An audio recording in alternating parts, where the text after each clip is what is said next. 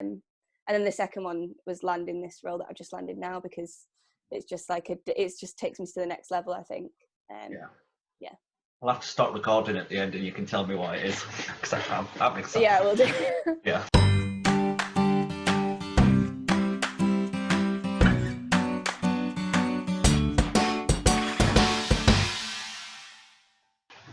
So hi guys, welcome to episode 5 of Interval Conversations. I'm joined today by the wonderful Olivia Fearn. How are you doing, Olivia? Yeah, really well, thank you. How are you? I'm very good. So you may recognise Olivia from quite a few commercials. So so I remember at uni was the time you were essentially the face of Tesco's. Yeah, I was at uni at the same time, so that was loads of fun, because there was a Tesco right outside where I lived in halls, so everyone found that very entertaining. So obviously you've appeared in a few well-known TV shows, like Last Tango in Halifax. I did make notes of these. What else have you done? The Innocent. Yeah, no, Last Tango in Halifax was and Last Tango was the last thing I did, which was nice because it mostly filmed around West Yorkshire, where I'm from, so that was nice. Even though my scene was filmed in Bridlington, but what can you do? And then before that I did The Innocents, did a BBC show before that, and then commercials, and then I was meant to be filming a new Channel 4 show at the moment, but that's been a bit postponed because of the whole lockdown. So are you allowed to say what it is, or is it under wraps? I'm not allowed yet, but I think it's something that will get picked up hopefully quite quickly after the lockdown ends, because it is anticipated, so hopefully that would be nice. But just taking each day as it comes, and just no one really knows what's going to happen yet, do they? So no, I'm a bartender, so this is all just, I don't know when I'm going back to work. Yeah, no, everyone's in the same boat, so what can you do? So how did you actually get your start in TV and commercials? Like, how did it come about? I obviously I did like quite a lot of amateur dramatics when I was younger, and I realised quite quickly as I was getting older that I really enjoyed more the straight acting side of it. So I went to I stayed at like the youth groups. I think they're great. I would recommend them to like all kids. But I started that, and then I went to like just an acting class in Manchester called Lane's Drama, and it was in Manchester, and there was a director called Chris Green who was doing a short film at the time, and I was quite new to the classes, so I wasn't really expecting any kind of attention from it, and he ended up casting me in the short film that he was doing.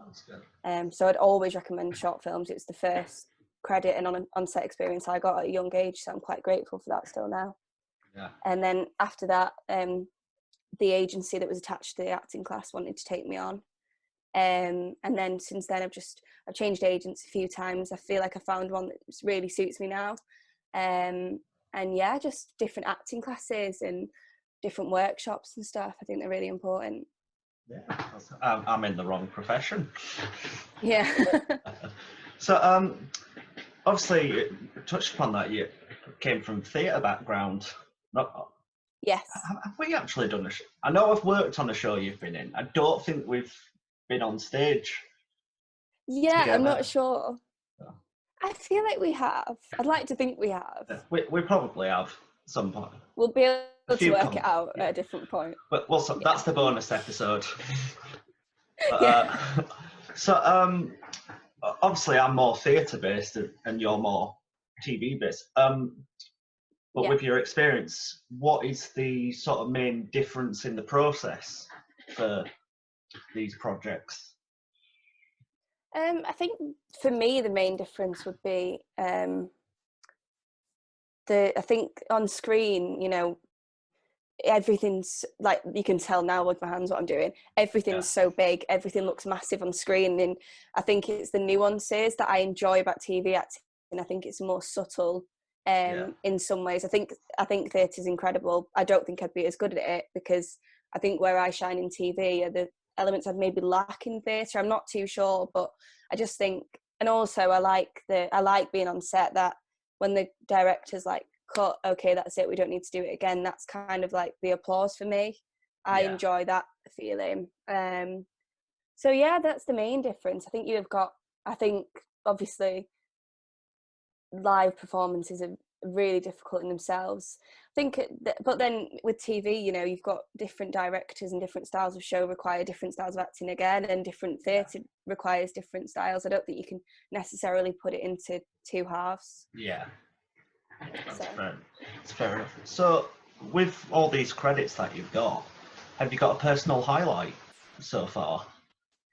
What's the high point so far?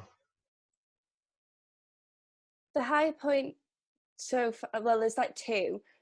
Filming The Innocents for Netflix, I was literally living with two guys that I'm still incredibly close with now, called Alex and Ben. I absolutely love them, and I was basically living in an apartment block with them and filming with them all the time. We were like the young ones in our little groups together. We were all smaller roles in it. It was all kind of our first big job. They went to drama school and trained, and I'd got it through like a workshop that I did in Manchester.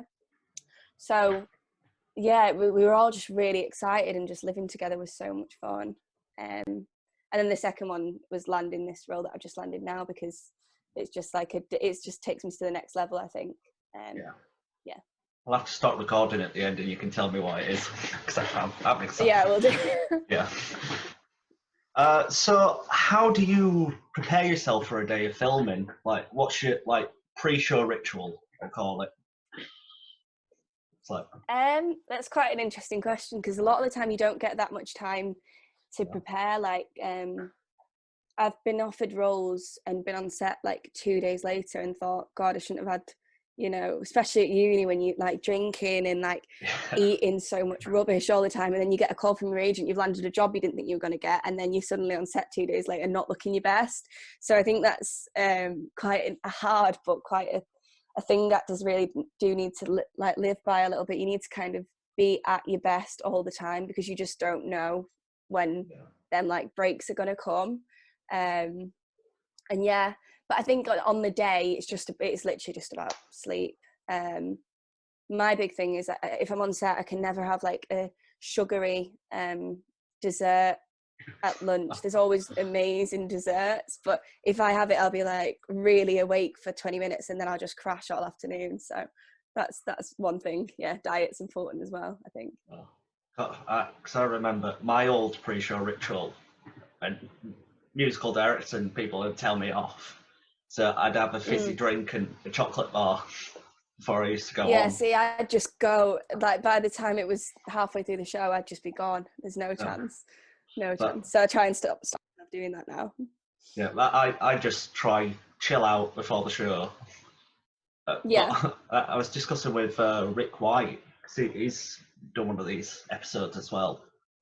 Yeah. We're on about pre-show rituals. I said, whoever's up on stage with me at the time or before, I just make sure I go, don't be shit, don't be shit, don't be shit, don't be shit. Yeah. That's my new pre-show ritual. But yeah, I like it. Whatever works, right? It gets a laugh from everyone. Yeah, exactly. Sure. So I've been keeping up with you of the all the stuff that's popped up. I always notice sometimes you put outtakes from your audition, like show reels stuff. Do you have any like audition horror stories, like the days you're having to film all those and it's just not going horror right? Stuff. I must do, because I'm actually quite naturally awkward. Let me have a think. I've done all sorts. I've fallen into audition rooms. I've like gone to shake someone's hand and it's not been shook back.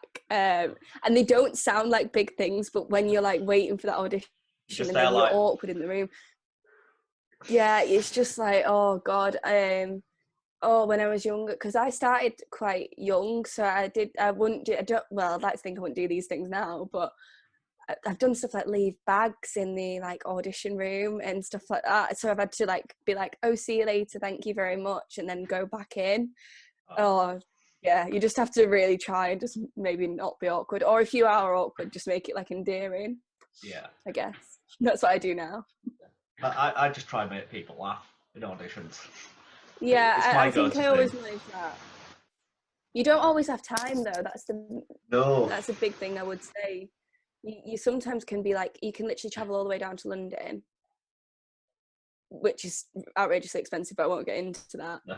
And then be in the room for 15 seconds. And that's not actually anyone's fault because they're such busy people, these casting directors.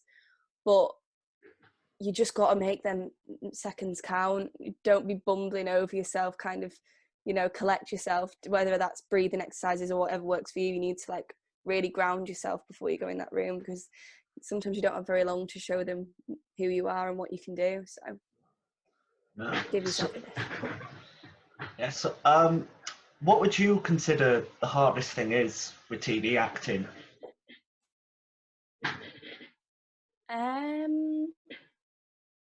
Do you mean once you've landed the job, Yeah, or like in general? in general, really. In general, it's the rejection, 100%, and the lack of opportunities there sometimes can be for you, and keeping yourself going through all the lulls. That's 100. I think if you asked a lot of actors, that would be 100% the hardest thing about the industry.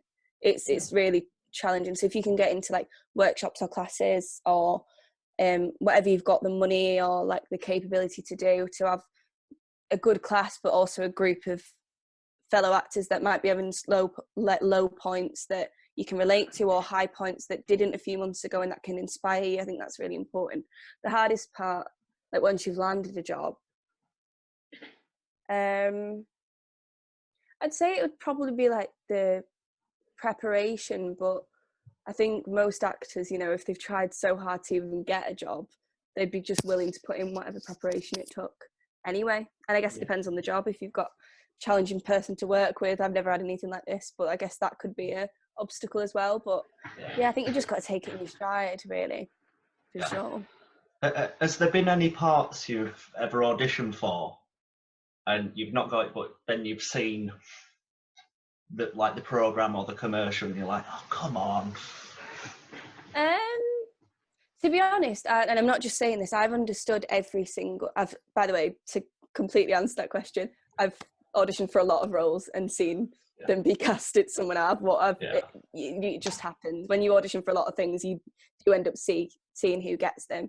But I've never ever thought, oh, that's a weird decision. I've always kind of thought, oh, that it's been quite nice for me, because I've always been like, oh, that's why I didn't get it. Oh, that makes sense now. Yes, she's way more suited to it. I get it now. And it kind of takes away it being personal about your acting, because you like, it could be the way they look that's better, or they've got a more chemistry with someone, and you're like, actually, there's nothing I could have done. It was always going to be theirs.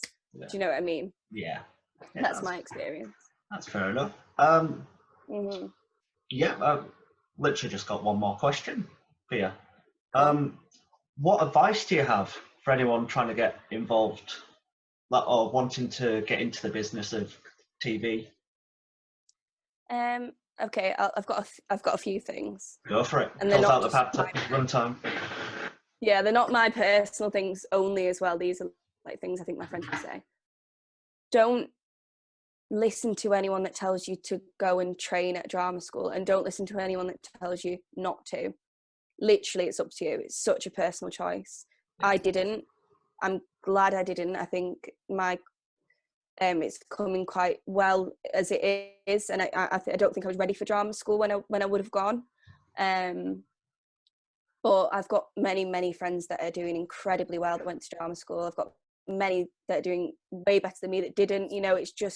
It's such a mix. So it's a personal decision what you think is going to help you grow, and where you think you're at. Like not all 18-year-olds are ready to run off to London without that. Like that's still a very young age. You might not be ready for that. So go to your classes once a week instead. Go to normal uni, whatever it is. Don't feel bad about your choices and decisions you make regarding training. That's my main one.